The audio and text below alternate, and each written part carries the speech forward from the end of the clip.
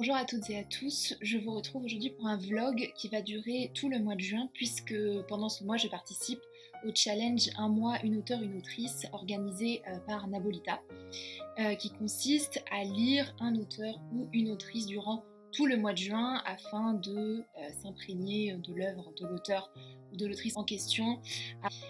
Et c'est un challenge que je trouve très intéressant parce que j'ai pas forcément l'habitude de lire le même auteur ou la même autrice à la suite. J'aime bien varier un petit peu mes lectures, voilà, changer d'auteur assez régulièrement. Donc c'est vrai que pour moi c'est un vrai défi de pouvoir lire cet auteur ou cette autrice pendant une période aussi resserrée, et c'est pour ça que je voulais y participer. Cette idée de sélectionner un auteur qui, je pense, pourra m'intéresser sur une longue durée et duquel je ne me lasserai pas, et donc qui traite de thématiques qui m'intéressent. Et pour ça, j'ai décidé de vous parler de James Baldwin, qui est un auteur américain du XXe siècle et qui a écrit beaucoup d'œuvres assez variées, surtout des romans et des essais. Il est surtout connu pour ça. Il a aussi écrit du théâtre, un petit peu de poésie. C'est un auteur qui était noir et qui était homosexuel, et ce sont deux thématiques qui reviennent apparemment très fréquemment dans son œuvre, et c'est aussi pour ça que je l'ai sélectionné, parce que ce sont des thématiques qui m'intéressent beaucoup et je pense que je ne me lasserai pas forcément de les lire, même si ce sont des sujets qui ne sont pas forcément légers, mais voilà, ce sont des thématiques qui m'intéressent. Euh, je suis assez sensible aux causes qui sont défendues par James Baldwin, d'où le fait que je m'intéresse à son œuvre, et également au personnage qui a l'air extrêmement intéressant. Et j'avais aussi envie de sélectionner un auteur LGBT, puisque le mois de juin c'est aussi le mois des fiertés. Donc je trouvais important de lire un auteur qui allait écrire sur la cause LGBT et qui était LGBT également. Donc forcément James Baldwin répond à ces exigences-là. Donc j'ai décidé de vous vlogger tout mon mois de juin parce que je trouve que c'est voilà, c'est peut-être un format un petit peu plus fun qui vous permettra de voir mon évolution au fur et à mesure plutôt que de simplement voir un bilan à la fin. Voilà, donc c'était un format que je trouvais préférable. Et j'ai sélectionné 6 œuvres de James Baldwin. Je les ai postées sur Instagram au début du mois. Et je ne sais pas si j'y arriverai à lire les 6 heures parce que j'ai un mois de juin qui est un petit peu chargé. Mais bon, la plupart sont pas très très longues, donc je pense quand même que ça ne me prendra pas un temps fou. Et donc voilà, j'ai décidé de sélectionner des œuvres assez variées en termes de genre. Donc il y a 4 romans, un essai et une pièce de théâtre, ce qui permettra, je pense, de balayer un petit peu l'ensemble de l'œuvre de James Baldwin. Donc un petit mot sur l'auteur avant de commencer à parler des lectures. Donc James Baldwin, c'est un auteur qui vivait aux États-Unis lors du XXe siècle. C'est un auteur qui était donc, comme je l'ai dit, homosexuel et noir, et ce sont deux choses qui ont énormément traversé son œuvre littéraire. Ce sont des choses qui l'ont énormément inspiré. Donc il a beaucoup écrit sur l'homosexualité masculine et notamment, j'ai l'impression, sur le refoulement d'une part, et d'autre part sur l'intégration dans une société extrêmement conservatrice de l'homosexualité. Il a également bien sûr écrit sur le racisme, puisque James Baldwin était extrêmement engagé pour la cause des Noirs, et il a notamment vécu pendant la ségrégation américaine, et il a également lutté contre la ségrégation américaine. C'est un thème qui revient énormément dans ses textes. Baldwin, c'est aussi un auteur qui a quitté les États-Unis pour s'exiler, parce que en tant que noir, évidemment, c'était difficile d'y vivre. C'est un auteur qui a vécu une bonne partie de sa vie en France. Je trouve ça intéressant que ce soit un auteur qui ait choisi de s'exiler plutôt que de rester. Voilà, est-ce que c'était finalement une bonne idée de s'exiler en France? Est-ce que c'était mieux qu'aux États-Unis? Ça, c'est sûrement une question qui a dû le... Enfin, lui, j'imaginais qu'il pensait que oui, mais j'imagine que c'est une question qui doit peut-être traverser aussi sa vie et ses réflexions personnelles. Le premier texte que je vais lire de Baldwin ce mois-ci, c'est La chambre de Giovanni, qui est, je crois, son deuxième roman. Donc, l'un de ses premiers textes qui a été écrit en 1956. Dans La chambre de Giovanni, on va suivre un homme qui s'appelle David, qui est marié ou promis à Ella, qui est une jeune femme, et qui va tomber amoureux de Giovanni, un homme. Et donc c'est le récit des conflits en permanence entre le devoir, on va dire, de mariage, la tradition et le réel désir de David pour les hommes, qui a l'air extrêmement intéressante. Je pense très triste aussi. Enfin, je ne l'ai pas lu encore, enfin, j'ai commencé un petit peu, mais je pense que ça va pas être très très joyeux.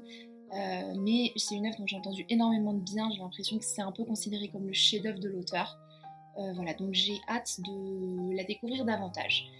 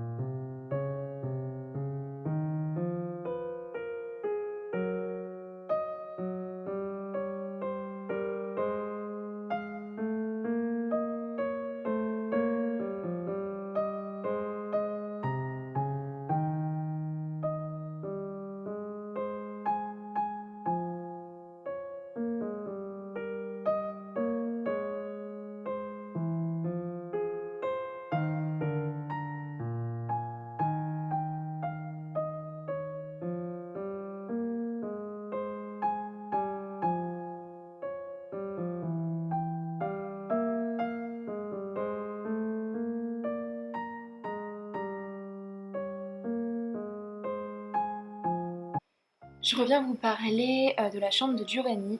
Donc depuis mardi, j'ai pas mal avancé puisque je suis à peu près à la moitié. Euh, donc pour l'instant j'aime beaucoup. Je suis énormément touchée par le style notamment, je trouve que c'est super bien écrit. C'est très émouvant, c'est écrit à la première personne, donc on a vraiment une introspection dans les pensées du personnage. Et ça annonce une certaine dimension tragique qui, je pense, sera inévitable. Mais c'est extrêmement poignant. Enfin, le style me touche énormément, sachant que je suis qu'à la moitié. Euh, donc rien que pour ça, c'est déjà une excellente lecture. Ensuite, je trouve que la manière dont le sujet est traité est extrêmement intéressante. Puisque donc on va suivre le personnage de David, qui est un homme promis à Ella, qui est sa fiancée, et qui va tomber amoureux donc, de Giovanni, constamment en train de refouler son homosexualité. Pas du tout quelque chose qu'il assume, au contraire. Il y a toute une évolution progressive de l'acceptation de ses sentiments. Et là où c'est extrêmement bien fait, c'est que l'auteur, dans son style, utilise énormément la subtilité, l'implicite, ce qui permet de nous faire comprendre en fait que David n'assume pas son homosexualité, puisqu'il ne la dit pas comme telle. C'est un désir qu'il rejette en permanence et qu'il n'assume absolument pas, contrairement à des amis autour de lui qui le poussent à aller vers Giovanni. Giovanni qui lui est beaucoup plus, enfin une sexualité beaucoup plus assumée. Euh, une bonne partie du livre, en tout cas, se passe en France. Et en fait, James Baldwin a immigré en France assez tôt, quand il avait 24 ans. Donc en fait, La Chambre de Giovanni a été écrite quand il était déjà en France. Il y a toute une représentation aussi de la communauté homosexuelle en France à cette époque, notamment tout un passage où David décrit un petit peu les personnes qu'il rencontre dans ces quartiers-là, les personnes qu'il fréquente, et on a vraiment la description d'un microcosme où ces gens-là se regroupent entre eux en fait, puisque ce sont des exclus de la société. Et il y a vraiment toute une description que j'ai trouvée assez touchante d'une solidarité finalement entre eux. Et ils se serrent les coudes ensemble, donc ça j'ai trouvé c'était assez intéressant. Et je trouve que Giovanni est un personnage extrêmement charismatique. Voilà, on sent que c'est quelqu'un de... C'est un personnage assez fort avec un certain tempérament, un certain charme qui est vraiment décrit dans la manière dont il s'exprime. Il y a aussi toute une introspection sur l'enfance de David, sur sa première fois avec un homme qui quelque chose qu'il a fait. À cet égard, c'est un livre qui me fait beaucoup penser à Confession d'un masque de Yukio Mishima, qui décrit aussi un jeune homme qui a des envies d'amour homosexuel et qui ne l'accepte absolument pas. Et lui aussi, d'ailleurs, est promis à une jeune femme qu'il ne veut pas épouser et qui tente complètement de refouler son homosexualité. Là, Je trouve qu'il y a vraiment des similitudes avec Confession d'un masque. Donc si vous avez lu Confession d'un masque, je pense que La chambre de Giovanni devrait vous plaire. Enfin, que vous ayez lu l'un ou l'autre, je pense que ça vaut la peine de lire l'autre du coup. Donc je trouve ça extrêmement intéressant pour le moment. Je reviendrai vers vous quand j'aurai d'autres choses à vous dire. Donc je reviens vous parler de James Baldwin puisque j'ai terminé La chambre de Giovanni il y a quelques jours et j'ai beaucoup aimé. J'ai été extrêmement émue par son texte, aussi bien par l'intrigue que par le style. Et le style a fortement contribué à l'émotion ressentie à cause de l'intrigue. C'est un texte donc, qui traite principalement de la difficulté de s'accepter en tant qu'homosexuel dans une société hétéronormée et le malheur qui s'ensuit. Voilà, puisque David est complètement déchiré entre son attirance pour Giovanni et les conventions qu'il n'a pas le courage de renoncer. Et ça se poursuit jusqu'à la fin du livre. J'ai trouvé que la fin du texte était beaucoup plus politique que le reste, c'est-à-dire qu'on tombe vraiment dans le drame pourtant réel des conséquences de l'homosexualité dans une société qui la réprime. C'est une fin qui est annoncée au fur et à mesure, enfin, quand vous lisez le livre, l'auteur en fait raconte la fin dès le début et on voit comment on en est arrivé là. Et donc on est au courant dès le début de ce qui arrive à Giovanni. Dans ce livre, il y a aussi d'autres éléments qui sont traités, notamment la question de la culture, puisque ça se passe en France, et David est américain, Giovanni est italien, et tous ces personnages se confrontent un petit peu, confrontent un peu leurs diverses cultures. Beaucoup de passages où l'auteur réfléchit sur les modes de vie américains par rapport aux modes de vie européens. Le thème de la terre étrangère en fait finalement est assez symbolique parce que David est un étranger en France au même titre que Giovanni et c'est créé un parallèle entre leur étrangeté en termes de nationalité et leur étrangeté entre guillemets en termes de sexualité. C'est un livre qui est extrêmement, au-delà d'être politique, émouvant, etc., c'est un livre extrêmement symbolique, ne serait-ce que le titre, La chambre de Giovanni.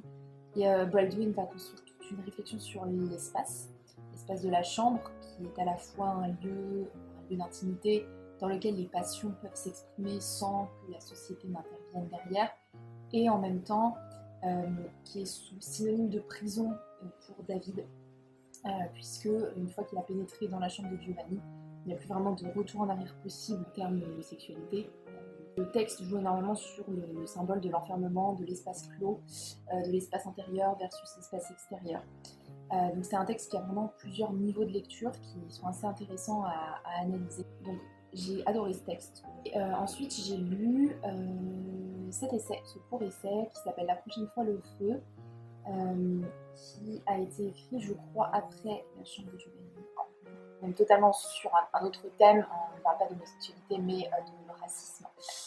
Ce texte a été écrit dans un contexte de ségrégation américaine évidemment et de persécution des Noirs, de fort racisme américain et à un moment où les luttes sociales sont de plus en plus fortes et les tensions entre les Blancs et les Noirs sont de plus en plus exacerbées aux États-Unis et c'est un texte qui à la fois appelle à la paix et en même temps avertit sur une possible continuité des violences si la situation des Noirs n'est pas résolue. Dans cet essai, il y a deux textes en fait, qui sont réunis.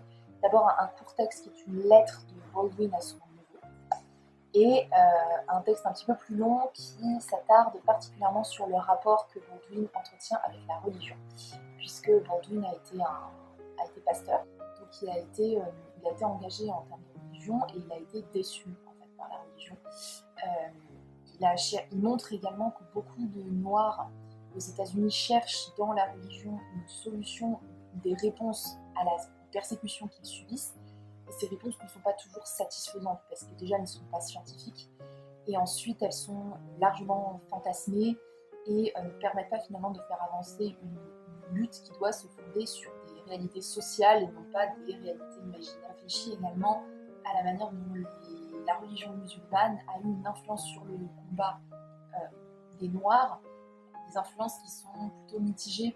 Baldwin donne pas mal d'exemples autobiographiques, d'anecdotes qui lui sont arrivées, notamment une anecdote, il se rend dans un café avec un ami et on va le traiter comme un adolescent, on va l'infantiliser alors qu'il a 36 ans à l'époque, voire presque la quarantaine.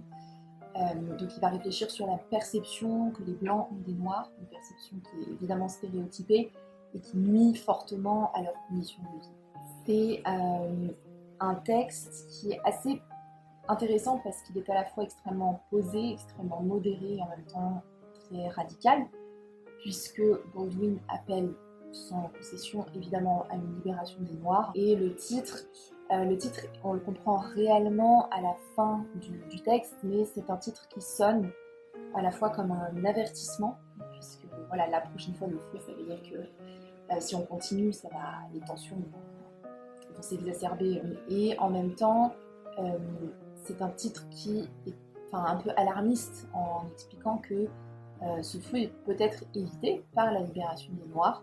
Et je vous conseille de lire aussi la préface de Christiane Taubira, qui donne un regard plus contemporain sur un texte qui malheureusement résonne encore pas mal, même si depuis qu'il l'a écrit, évidemment la ségrégation aux États-Unis a été stoppée, mais ça n'empêche pas que le racisme évidemment n'a pas disparu là-bas ou ailleurs, en France également.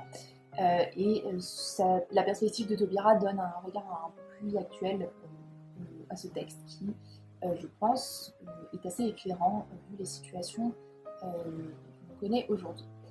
Donc, je vous le conseille. Donc je reviendrai après avec quelques extraits de ce texte que j'ai trouvé intéressant et que j'aimerais vous lire. J'ai commencé hier le 3e livre que j'aimerais lire de Baldwin, qui est La Conversion, qui est, je crois, son premier roman. C'est un livre, je crois, qui est principalement autobiographique, puisque le personnage de John, qui est donc le personnage principal, est fortement inspiré de Baldwin, qui a grandi dans une famille extrêmement chrétienne, extrêmement croyante. Cela, je crois, va raconter l'histoire de John qui va devenir un prédicateur comme Baldwin l'est devenu à un moment. J'imagine que là, on en apprendra peut-être davantage sur la perception religieuse de Baldwin et ce qui l'a peut-être poussé à abandonner ses convictions. Ça a l'air assez intéressant, j'ai lu que le début, donc je ne peux pas vous en dire encore plus, mais voilà, on voit déjà une relation assez difficile entre le personnage principal et le père qui est violent avec lui. Et je pense que ça va être intéressant pour en apprendre davantage sûrement sur la personne qu'était Baldwin au-delà de ses écrits. Voilà, donc je reviens plus tard pour vous en parler davantage. Cette nation innocente t'a reléguée dans un ghetto du fond duquel elle comptait, en fait, te voir périr. Il me faut ici énoncer précisément ce que j'entends par là, car nous arrivons au fond du problème, aux racines de ma querelle avec mon pays. Tu es né là où tu es né, et tu as été confronté avec l'ennemi avec lequel tu as été confronté parce que tu étais noir, et pour cette seule raison. Ainsi avait-on fixé, et à jamais pensait-on, des bornes à ton ambition. Tu étais né dans une société qui affirmait avec une précision brutale et de toutes les façons possibles que tu étais une quantité humaine absolument négligeable.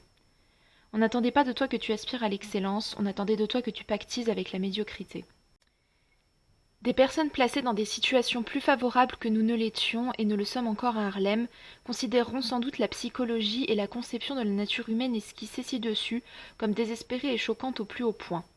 Mais ce que le noir connaît du monde blanc ne saurait susciter en lui aucun respect pour les principes selon lesquels ce monde prétend vivre. Sa condition même prouve de façon écrasante que les blancs ne vivent pas selon ces principes. Les domestiques noirs, depuis des générations, emportent frauduleusement différentes bricoles des maisons des blancs, et les blancs s'en sont toujours hautement félicités, car ceci calme en eux un vague sentiment de culpabilité et témoigne de la supériorité intrinsèque de la race blanche. La disparité entre sa situation et celle de ses employeurs ne peut manquer de faire une forte impression, même sur le plus abruti et le plus servile des domestiques noirs. Les noirs, qui ne sont ni abrutis ni serviles, n'ont pas le sentiment de faire quoi que ce soit de mal en volant les blancs. Les blancs ne se comportent pas à l'égard des noirs de la même façon qu'ils se comportent entre eux. Quand un blanc est confronté avec un noir, en particulier si le noir est sans défense, de terribles choses se font jour. Je le sais. J'ai été traîné assez souvent dans des sous-sols de commissariat, j'ai vu, entendu et enduré les secrets de criminels blancs des deux sexes, qui n'avaient plus rien à perdre, et qui savaient pouvoir me le dire en toute sécurité, car les aurais-je répété que personne ne m'aurait cru. et on ne m'aurait pas cru précisément parce qu'on aurait su que je ne disais que la vérité.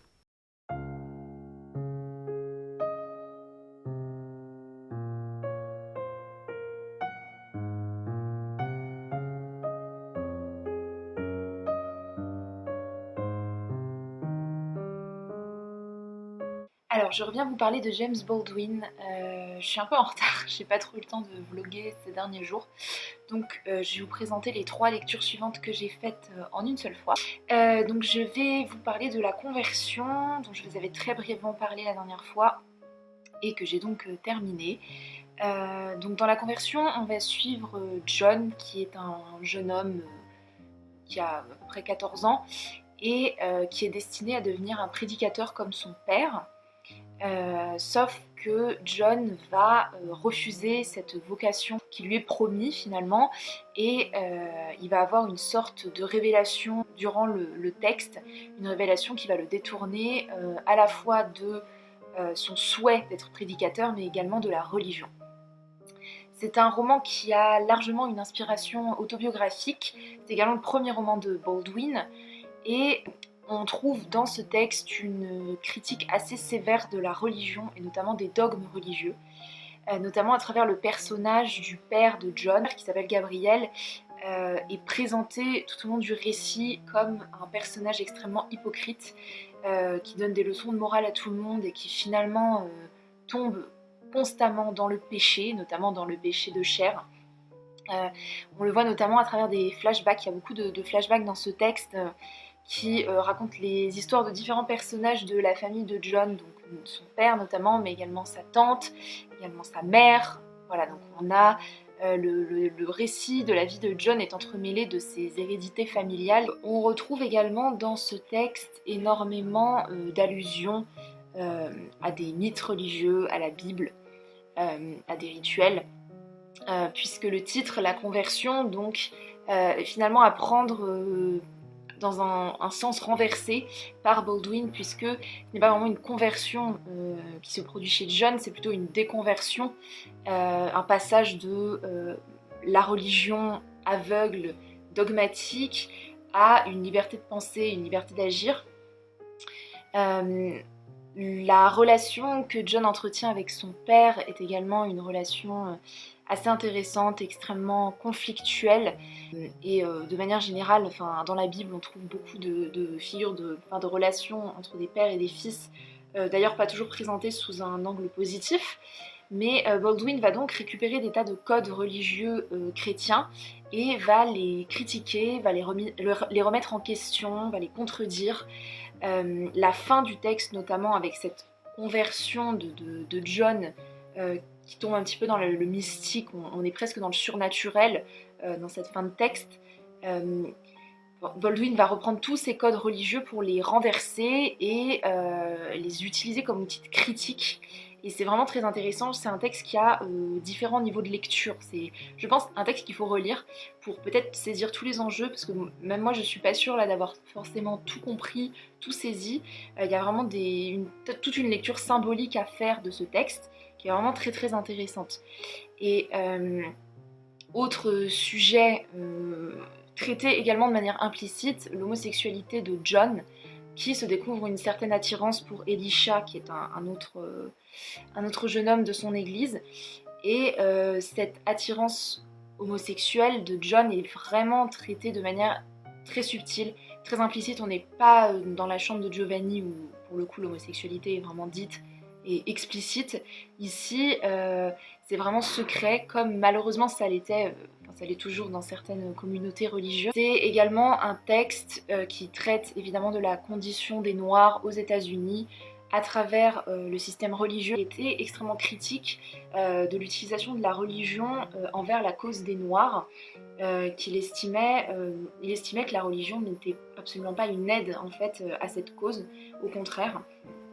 Et c'est encore explicite dans ce livre, comme ça l'était dans La prochaine fois le feu. Donc voilà, autre bonne lecture de ce challenge. Ensuite, j'ai enchaîné avec Si Beale Street pouvait parler, qui a été adapté en film récemment au cinéma, je crois, qu'il y a quelques années. Je crois même qu'il a été nominé aux Oscars, si je dis pas de bêtises. Donc c'est un autre roman. Dans celui-ci, on va suivre Tish, qui a 19 ans, qui est une jeune femme noire, qui est fiancée à Fonny, qui a 22 ans, qui est noire également. Et Fonny va être accusée d'avoir violé une femme portoricaine, accusée à tort, hein, et il va être mis en prison en l'attente d'un procès. Pendant que Fonny est en prison, Tish apprend qu'elle est enceinte de Fonny, ce qui complique évidemment la tâche, puisque Tish n'a pas les moyens financiers d'élever seule cet enfant, et cela va d'autant plus la pousser à tout mettre en œuvre pour sortir Fonny de prison.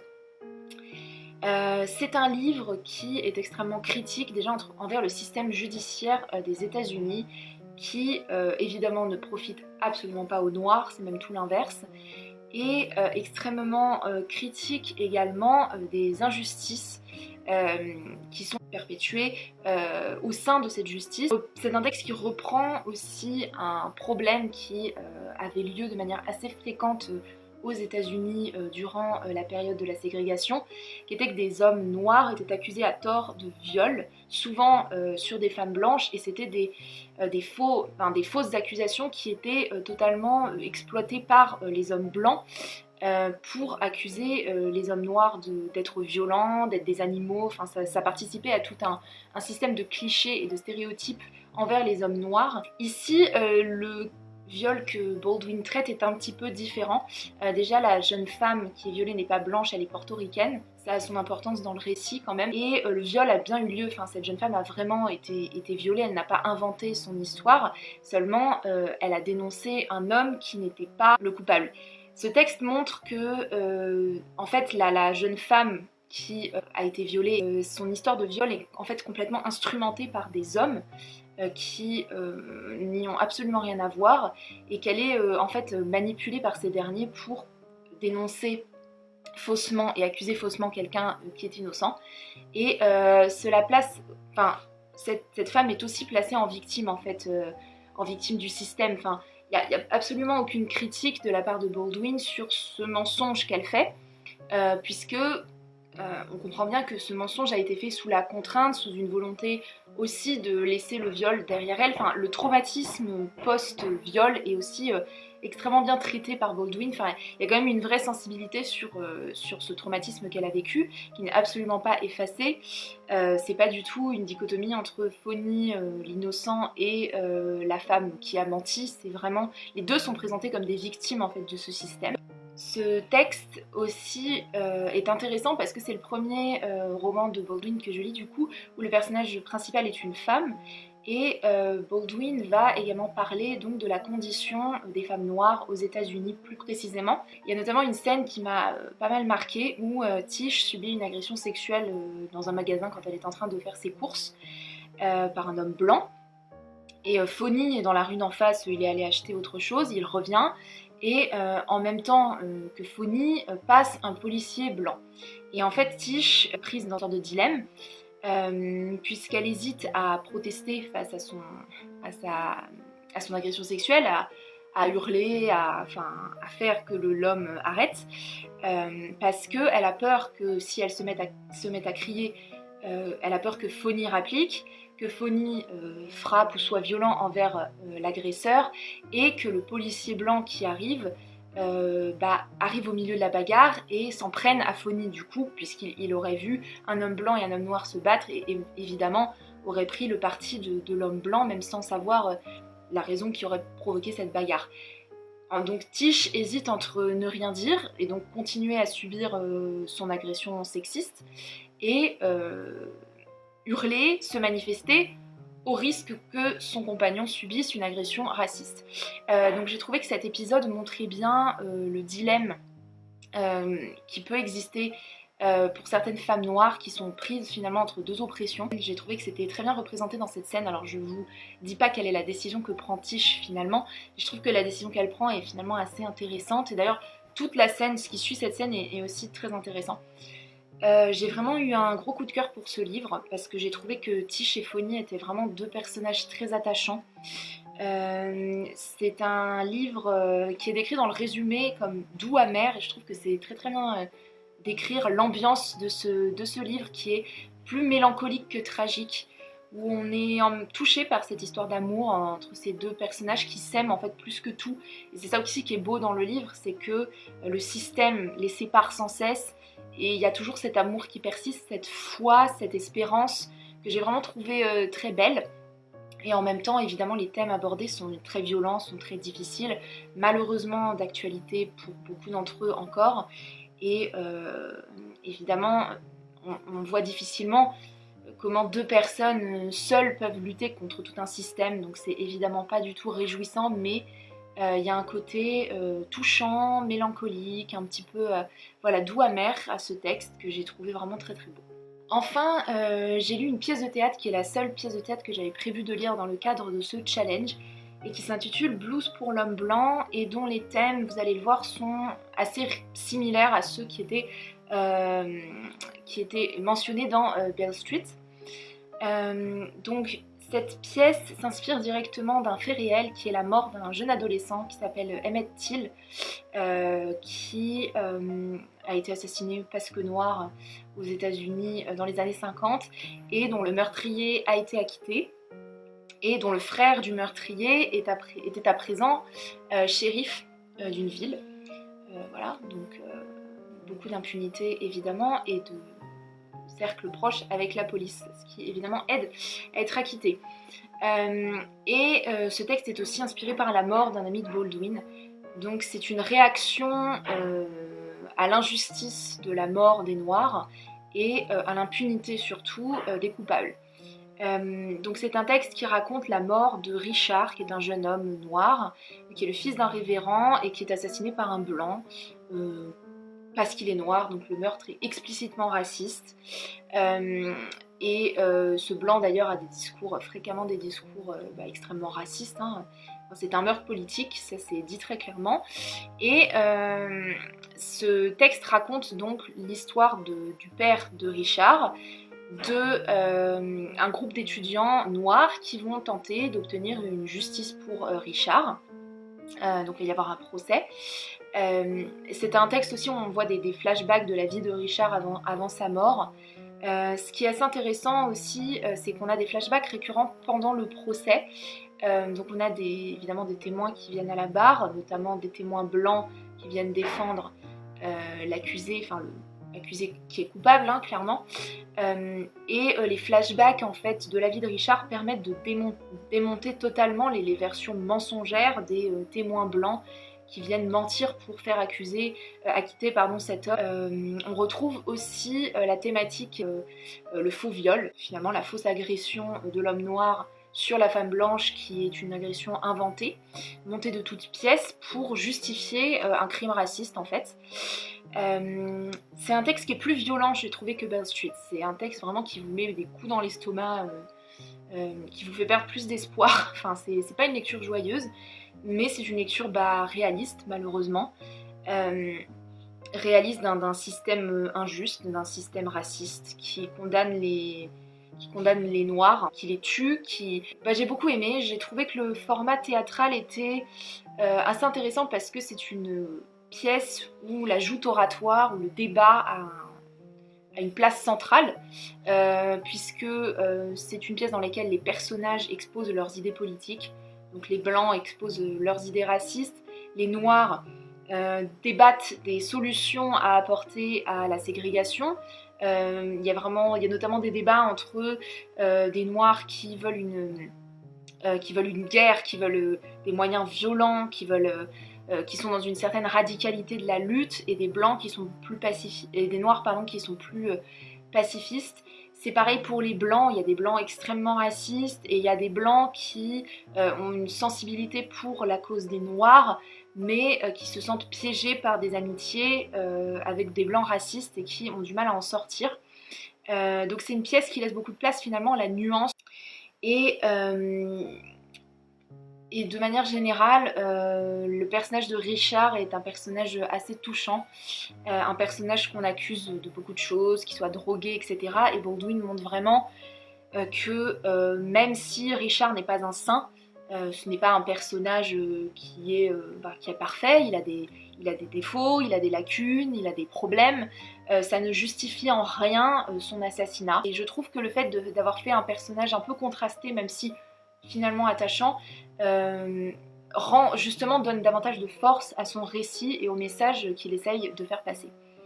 Voilà, et évidemment, tout ce qui m'a le plus marqué, c'est la scène finale du procès, qui est vraiment très bien faite, et où on peut voir un petit peu l'impasse du système judiciaire américain en ce qui concerne les Noirs. Donc il me reste un livre à lire de Baldwin pour la fin du challenge, c'est Un autre pays, que j'ai commencé d'ailleurs, donc je vous en parlerai très vite, je reviendrai vers vous pour faire mon bilan de ce texte et le bilan du challenge.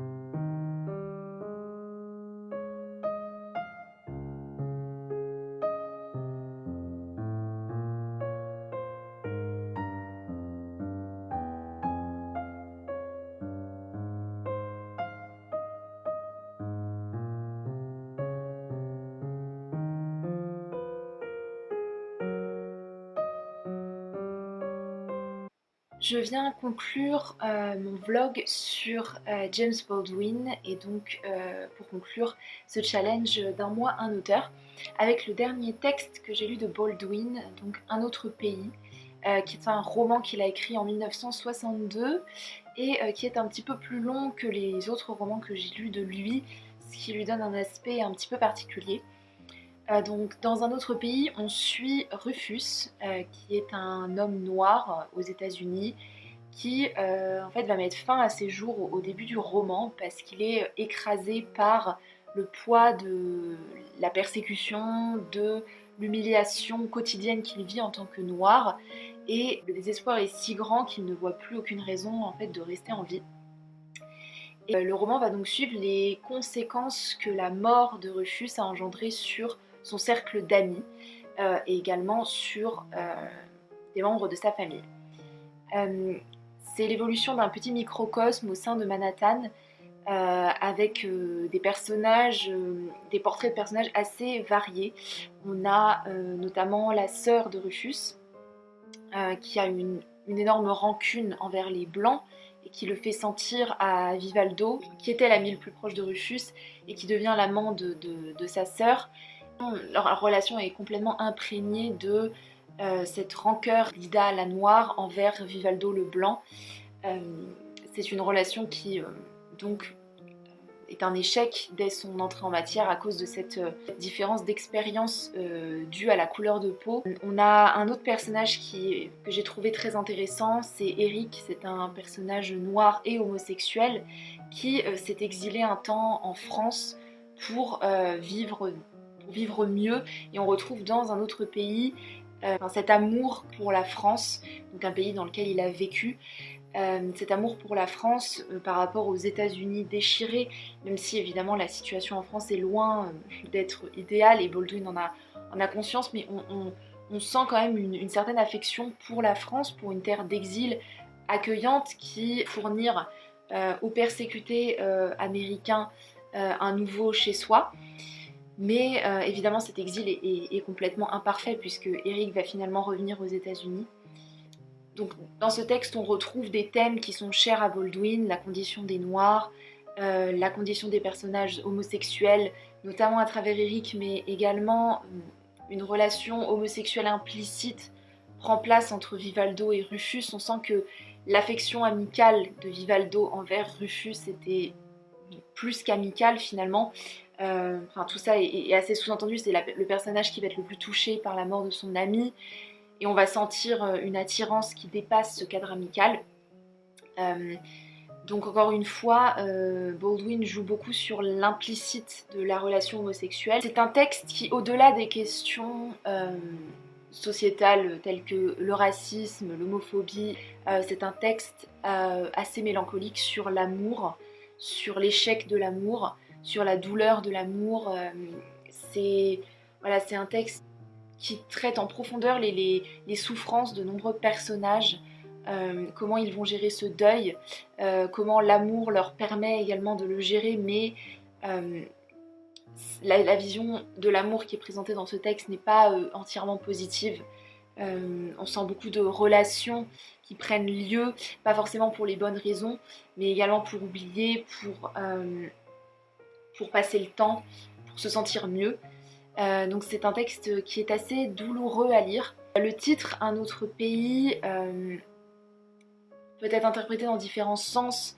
Un autre pays, c'est l'histoire d'Eric, l'exilé à Paris, qui revient aux États-Unis et qui est déchiré entre ces deux mondes. Un autre pays, c'est le déchirement entre les blancs et les noirs qui n'ont pas le sentiment de vivre dans le même pays. Un autre pays, c'est aussi la transformation du monde après la mort d'un être cher. Donc c'est un titre qui est assez polysémique, comme j'ai pu le constater, pas mal de titres chez Baldwin. Je trouve que le travail des titres est vraiment extrêmement intéressant. Enfin, ce sont des titres qui sont absolument pas anodins et qui sont vraiment choisis pour donner plusieurs sens d'interprétation au texte et qui sont à mettre en rapport évidemment avec l'écriture du livre. Donc j'ai trouvé que c'était un texte quand même un petit peu à part de ce que j'ai lu de Baldwin, ne serait-ce que pour la longueur. C'est un roman qu'on sent aussi plus complexe, peut-être plus abouti, qui a été écrit un peu plus tard par rapport à la conversion et à la chambre de Giovanni. Et donc c'est un texte que j'ai beaucoup apprécié, que je vous recommande vivement. Je viens donc conclure le challenge et vous donner mon avis sur à la fois le challenge un mois, un auteur, une autrice, et mon avis sur Baldwin. Alors, sans surprise, vous l'avez compris, j'ai adoré lire James Baldwin. Ça a vraiment été une énorme révélation pour moi. Alors je sentais quand même que ça allait me plaire, donc c'était pas non plus une surprise, mais c'était vraiment une expérience formidable que de découvrir cet auteur. Évidemment, les thèmes abordés m'intéressaient à la base, mais j'ai trouvé en fait dans ces textes une telle sensibilité, un tel amour de l'humanité, une telle bienveillance envers soi, envers les siens, mais aussi envers les autres, qui était vraiment admirable. Enfin, j'ai découvert au-delà d'un auteur, un homme, je pense, qui était profondément touché par ce qu'il décrit, par les oppressions que lui vivait en tant que noir et en tant qu'homosexuel, mais il y a également une conscience qui dépasse en fait le cadre de l'expérience personnelle.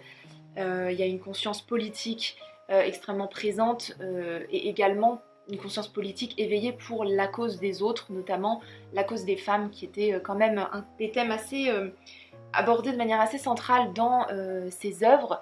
Et j'ai trouvé que Baldwin avait un regard extrêmement moderne et éclairé sur cette lutte qui ne le concernait pas directement. C'était aussi intéressant de voir l'évolution de Baldwin à travers ses écrits.